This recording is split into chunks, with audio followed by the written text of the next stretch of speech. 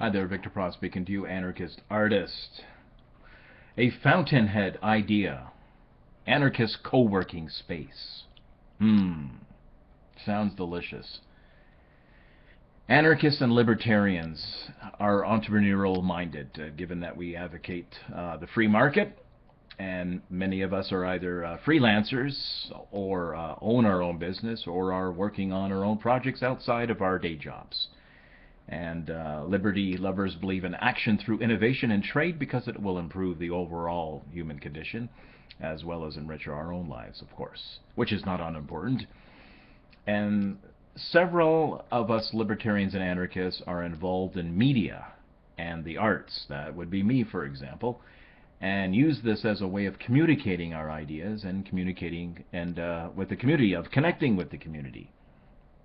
Many of us are starting out as hobbyists, hoping to one day turn our passions not into a day job, but a vocation, a calling. And there's a quote from Atlas Shrugged that is rather apt in connection to the sense of calling. And I quote, "Productiveness is your acceptance of morality, your recognition of the fact that you choose to live, that productive work is the process by which man's consciousness controls his existence, a constant process of acquiring knowledge and shaping matter to fit one's purpose, of translating an idea into physical form, of remaking the earth in the image of one's values, that all work is creative work, if done by a thinking mind." Now that's a rather inspired quote, I would say, and but there are problems to be solved.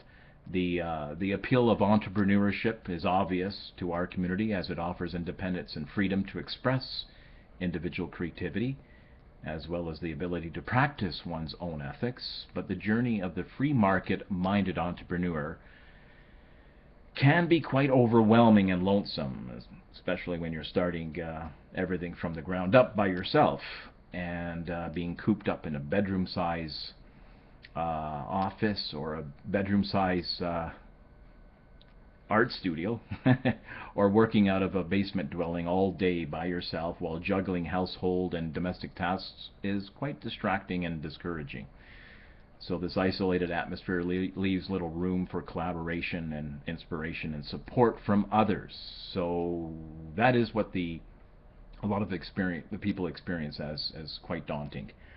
And as a result, small businesses, entrepreneurs, media and artists tend to spend a lot of time and money outsourcing goods and services in order to carry out their operations.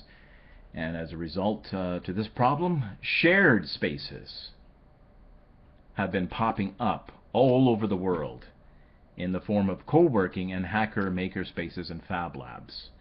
And co-working spaces alone have grown by 400% in the last 2 years. 400% in the last 2 years, co-working spaces have grown. It's amazing.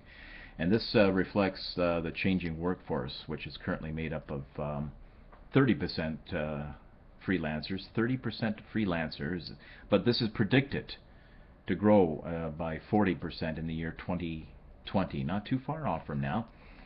So shared spaces offer opportunity to collaborate with others. They offer community support and learning for those with varying levels of skills. And there's a growing need for those who want the independence of entrepreneurship but don't want to sacrifice the benefits of collaborating with others. So this offers an opportunity for those who are big on ideas and talents but have little resources and money. So shared spaces save money. There's no investment in the equipment needed for operating an office. One of the beauties of a co-working space. And members, of course, excuse me, can network resources and offer services in kind, as well as become consumers and promoters of each other's products and skills. So a question is at hand. What if anarchists and libertarians were to join together to form a shared co-working space? With this community in mind, imagine a hybrid company working together. You'd have a place for community, for a certain amount of socializing, division of labor, of mutual cooperation for mutual benefit. You would have that independence, but you would have that community. Absolutely beautiful idea. An anarchist and libertarian co-working space. Imagine that. And I do ask you to imagine that. I'd really welcome your feedback on the whole idea of co-working spaces, and most particularly in this case of having a libertarian anarchist working space. I'd be interested in hearing your views on that. Do leave it in the comment section. And subscribe to this channel too, by the way. That would be a big help. This is Victor Pross signing out. Anarchist artist. Pop goes the culture.